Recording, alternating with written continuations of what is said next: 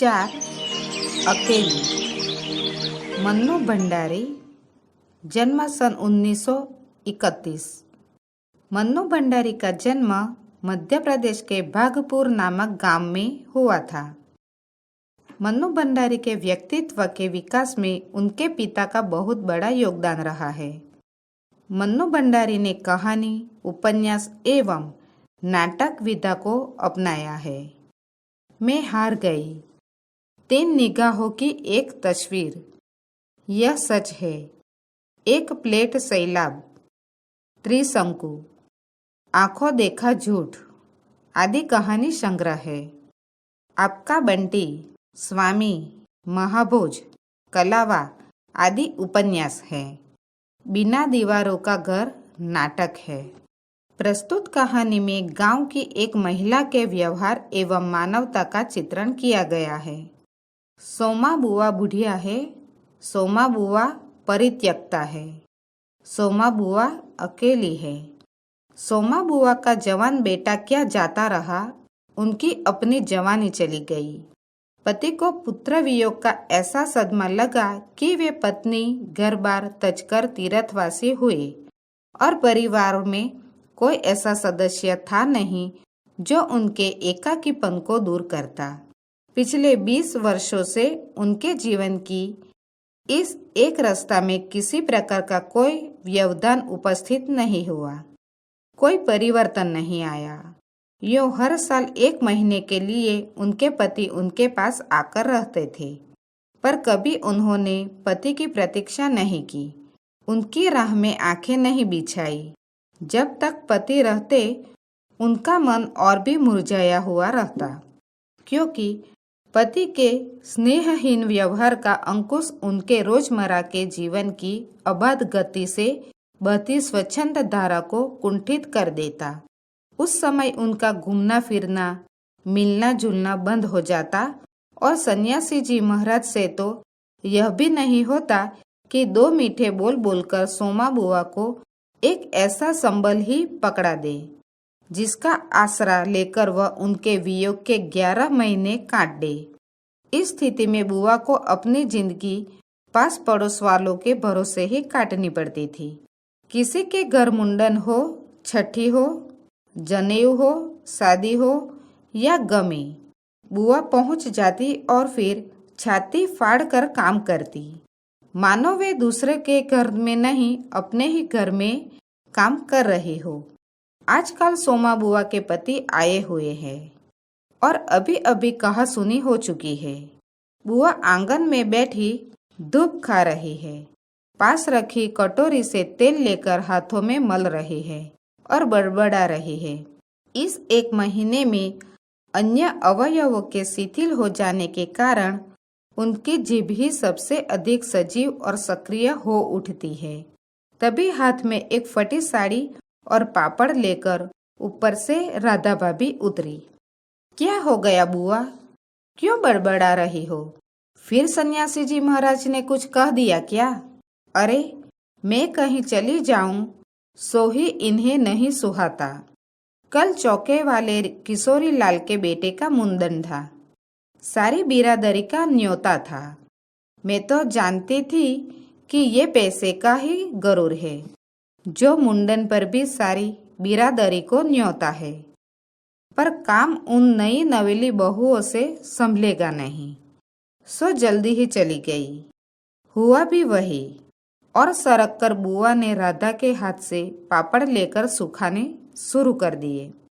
एक काम गत से नहीं हो रहा था। अब घर में कोई बड़ा बूढ़ा हो तो बतावे, या कभी किया हो तो जाने। गीत वाली औरतें मुंडन पर बन्ना बन्नी गा रही थी।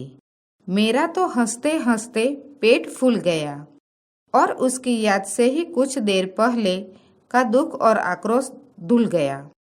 अपने सहज स्वाभाविक रूप में वे कहने लगी, भट्ठी पर देखो तो अजब तमाशा, समोसे कच्चे ही उतार दिए और इतने बना दिए कि 2 बार खिला दो, और गुलाब जामुन इतने कम कि एक पंगत में भी पूरे न पड़े।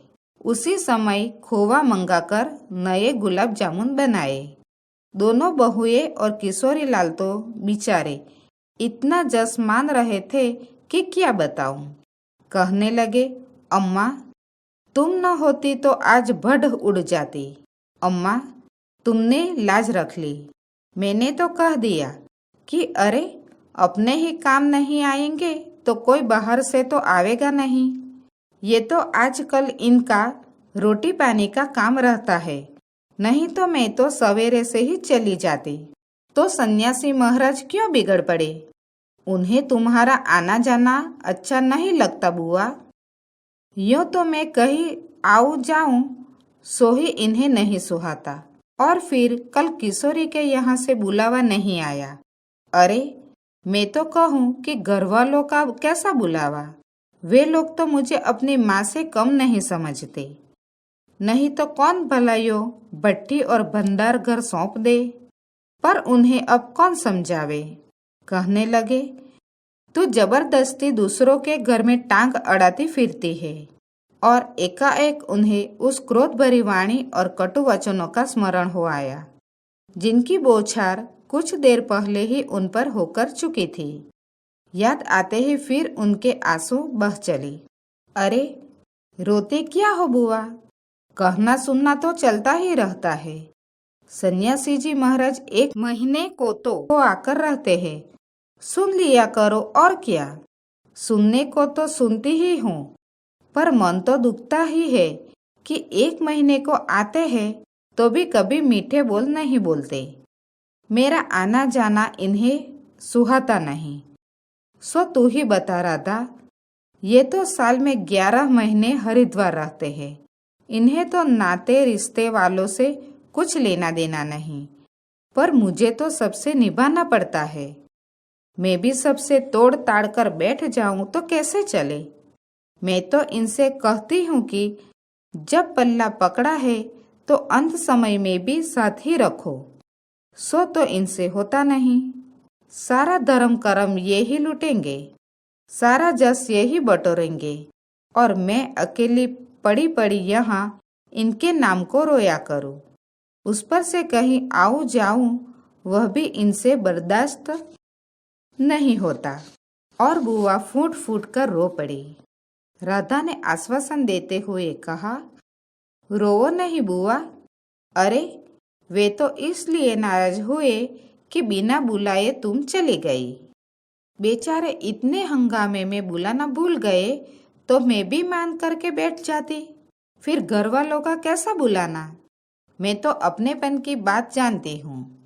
कोई प्रेम नहीं रखे तो 10 बुलावे पर नहीं जाऊं, और प्रेम रखे तो बिना बुलाए भी सिर के बल जाऊं।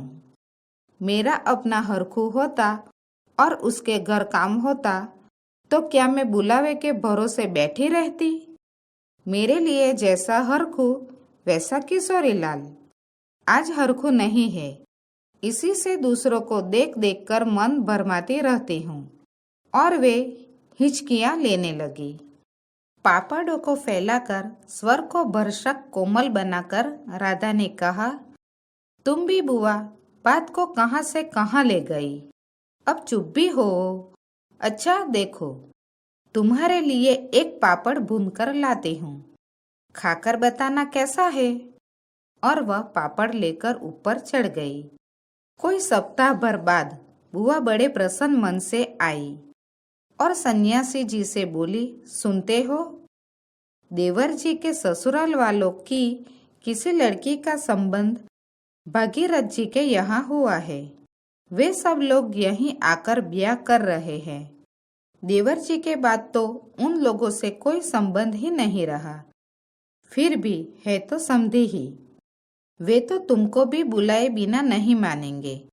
समधी को आखिर कैसे छोड़ सकते हैं। और बुआ पुलकित होकर हंस पड़ी। सन्यासी जी की मौन उपेक्षा से उनके मन को ठेस तो पहुंची, फिर भी वे प्रसन्न थी। इधर उधर जाकर वे इस विवाह की प्रगति की खबरें लाती। आखिर एक दिन वे यह भी सुन आई कि उनके समधी यहाँ आ गए। जोर शोर से तैयारियां हो रही है। सारी बिरादरी को दावत दी जाएगी। खूब रौनक होने वाली है। दोनों ही पैसे वाले ठहरे।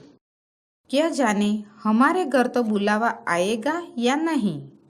देवर जी को मरे 25 बरस हो गए। उसके बाद से तो कोई संबंध ही नहीं रखा। रखे भी कौन? यह काम तो मर्दों का होता है। मैं तो मर्द वाली होकर भी बेमर्द की हूँ। और एक ठंडी सांस उनके दिल से निकल गई। अरे वाह बुआ, तुम्हारा नाम कैसे नहीं हो सकता? तुम तो समधिन ठहरे। देवर चाहे न रहे, पर कोई रिश्ता थोड़े ही टूट जाता है। दाल पीसती हुई घर की बड़ी बहू बोली। है बुआ, नाम है। मैं तो सारी लिस्ट देखकर आई हूँ। विधवा ननंद बोली। बैठे ही बैठे 2 कदम आगे सरक कर बुआ ने बड़े उत्साह से पूछा, तू अपनी आंखों से देखकर आई है नाम? नाम तो होना ही चाहिए, पर मैंने सोचा कि क्या जाने आजकल के फैशन में पुराने समधियों को बुलाना हो न हो। और बुआ बिना 2 पल भी रुके वहां से चल पड़ी। अपने घर जाकर सीधे राधा भाभी के कमरे में चढ़ी। क्यों रे राधा, तू तो जानती है कि नए फैशन में लड़की की शादी में क्या दिया जावे है। समधियों का मामला ठहरा, सो भी पैसे वाले। खाली हाथ जाऊंगी तो अच्छा नहीं लगेगा। मैं तो पुराने जमाने की ठहरी। तू ही बता दे क्या दूं? अब कुछ बनाने का समय तो रहा नहीं। 2 दिन बाकी है, सो कुछ बना बनाया ही खरीद लाना। क्या देना चाहती हो अम्मा? जेवर, कपड़ा, श्रृंगारदान या कोई और चांदी की चीज? मैं तो कुछ भी नहीं समझू रही। जो कुछ पास है तुझे लाकर दे देती हूँ। जो तू ठीक समझे ले आना। बस बढ़ नहीं उड़नी चाहिए। अच्छा देखूं पहले के रुपये कितने हैं? और वे डगमगाते कदमों से नीचे आई। 2-3 कपड़ों की गठरिया हटाकर एक छोटा सा बक्सा निकाला। उसका ताला खोला। इधर उधर करके एक छोटी सी डिबिया निकाली। बड़े जतन से उसे खोला। उसमें 7 रुपये की कुछ रेजगारी पड़ी थी और एक अंगूठी। बुआ का अनुमान था कि रुपये कुछ ज्यादा होंगे, पर जब 7 ही रुपये निकले तो सोच में पड़ गई। रईस समधियों के घर में इतने से रुपयों से बिंदी भी नहीं लगेगी। उनकी नजर अंगूठी पर गई। यह उनके मृत पुत्र की एकमात्र निशानी उनके पास रह गई थी। बड़े बड़े आर्थिक संकटों के समय भी वे उस अंगूठी का मोह नहीं छोड़ सकी थी। आज भी एक बार उसे उठाते समय उनका दिल धड़क गया। फिर भी उन्होंने 5 रुपये और एक अंगूठी आंचल में बांध ली। बक्स को बंद किया और फिर ऊपर को चली। पर इस बार उनके मन का उत्साह कुछ ठंडा पड़ गया था और पैरों की गति शिथिल। राधा के पास जाकर बोली, रुपये तो नहीं निकले बहू, आए भी कहाँ से? मेरे कौन कमाने वाला बैठा है? उस कोठरी का किराया आता है, उसमें 2 समय की रोटी निकल जाती है जैसे तैसे। और वे रो पड़ी। राधा ने कहा, क्या करूं बुआ, आजकल मेरा भी हाथ तंग है, नहीं तो मैं ही दे देती। अरे पर तुम देने के चक्कर में पड़ी थी ही क्यों हो? आजकल तो देने लेने का रिवाज ही उठ गया है। नहीं रे राधा, समधियों का मामला ठहरा। 25 बरस हो गए तो भी वे नहीं भूले, और मैं खाली हाथ जाऊं? नहीं नहीं, इससे तो न जाओ सो ही अच्छा। तो जाओ ही मत, चलो छुट्टी हुई। इतने लोगों में किसे पता लगेगा कि आई या नहीं? राधा ने सारी समस्या का सीधा सा हल बताते हुए कहा।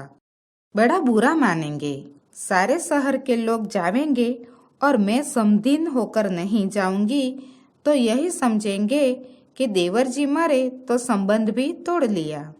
नहीं नहीं, तू यह अंगूठी बेच ही दे। और उन्होंने आंचल के गांठ खोलकर एक पुराने जमाने की अंगूठी राधा के हाथ पर रख दी। फिर बड़ी मिन्नत के स्वर में बोली, तू तो बाजार जाती है राधा, इसे बेच देना और जो कुछ ठीक समझे खरीद लेना, बस शोभा रह जावे, इतना ख्याल रखना। गली में बुआ ने चूड़ी वाले की आवाज सुनी तो एकाएक ही उनकी नजर अपने हाथ की भद्दी मटमैली चूड़ियों पर जाकर टिक गई। कल समधियों के यहाँ जाना है, जेवर नहीं है तो कम से कम कांच की चूड़ी तो अच्छी पहन ले। पर एक अव्यक्त लाज ने उनके कदमों को रोक दिया। कोई देख लेगा तो। लेकिन दूसरे ही क्षण अपनी इस कमजोरी पर विजय पाती सी वे पीछे के दरवाजे पर पहुंच गई और 1 रुपया कलदार खर्च करके लाल हरी चूड़ियों के बंद पहन लिए।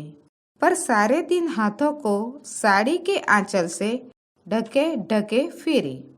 शाम को राधा भाभी ने बुआ को चांदी की एक सिंदूरदानी, एक साड़ी और एक ब्लाउज का कपड़ा लाकर दे दिया। सब कुछ देख पाकर बुआ बड़ी प्रसन्न हुई और यह सोच सोच कर कि जब वे ये सब समधिन पुरानी बातों की दुहाई दे देकर उनकी मिलनसारिता की कितनी प्रशंसा करेगी, उनका मन पुलकित होने लगा। अंगूठी बेचने का गम भी जाता रहा।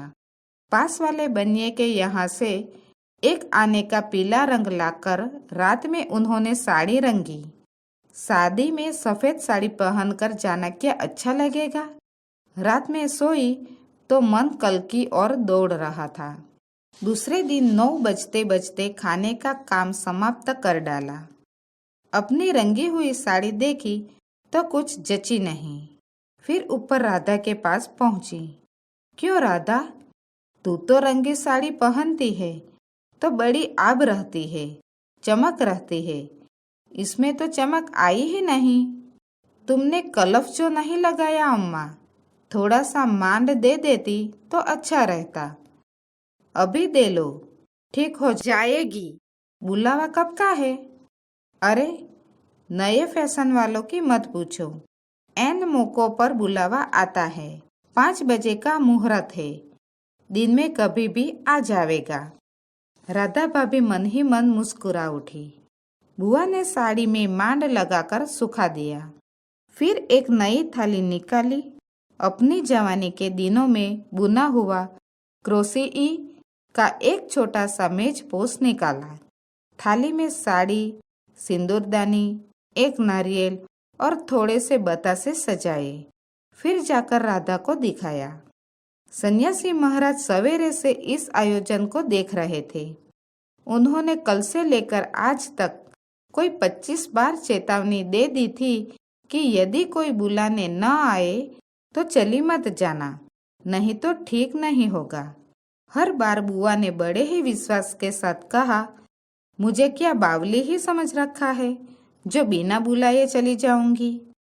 अरे वह पड़ोस वालों की नंदा अपनी आंखों से बुलावे की लिस्ट में नाम देखकर आई है और बुलावेंगे क्यों नहीं। शहर वालों को बुलावेंगे और समधियों को नहीं बुलावेंगे क्या। 3 बजे के करीब बुआ को अनमने भाव से छत पर इधर उधर घूमते देख राधा भाभी ने आवाज लगाई, गई नहीं बुआ? एकाएक चौंकते हुए बुआ ने पूछा, कितने बज गए राधा? क्या कहा? 3? सर्दी में तो दिन का पता ही नहीं लगता है। बजे 3 ही है और धूप सारी छत पर से ऐसे सिमट गई मानो शाम हो गई हो।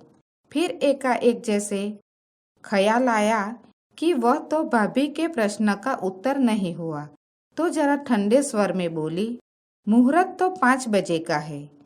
जाऊंगी तो 4 तक जाऊंगी, अभी तो 3 ही बजे हैं। बड़ी सावधानी से उन्होंने स्वर में लापरवाही का पुट दिया। बुआ छत पर से गली में नजर फैलाए खड़ी थी।